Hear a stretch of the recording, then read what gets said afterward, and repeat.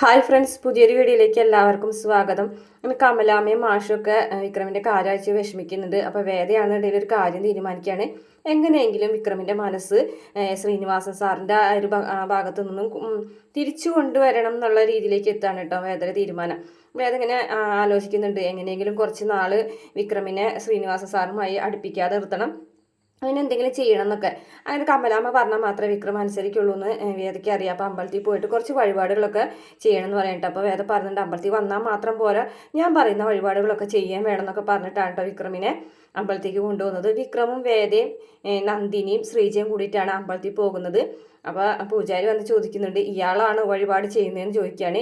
അപ്പോൾ വിക്രമാണെന്നുണ്ടെങ്കിൽ ടെൻഷൻ ആവാണ് കേട്ടോ, ഇവിടെ എന്ത് വഴിപാടായിരിക്കും എനിക്ക് വേണ്ടിയിട്ട് വിചാരിച്ചിരിക്കുന്നതെന്ന്.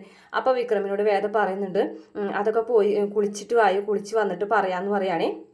അങ്ങനെ വിക്രമാണെന്നുണ്ടെങ്കിൽ കുളിക്കാൻ പോവുകയാണ്. എന്തായാലും വേദ നല്ലൊരു പണി കൊടുക്കുന്നുണ്ടെന്ന് തോന്നുന്നുണ്ട്. പ്രമോല അത്ര അധികം ഒന്നും കാണിക്കുന്നില്ല. എന്തായാലും വിക്രം എന്നെ കൊണ്ട് എന്തൊക്കെയോ ചെയ്യിക്കാനുള്ള പ്ലാനാണ്. കുറച്ച് നാൾ വിക്രമിനെ ഒന്നിലേക്കും വിടാതെ പിടിച്ചു നിർത്താൻ വേണ്ടിയിട്ടുള്ള എന്തോ ഒരു ഐഡിയ വേദ കണ്ടുപിടിച്ചിട്ടുണ്ട്.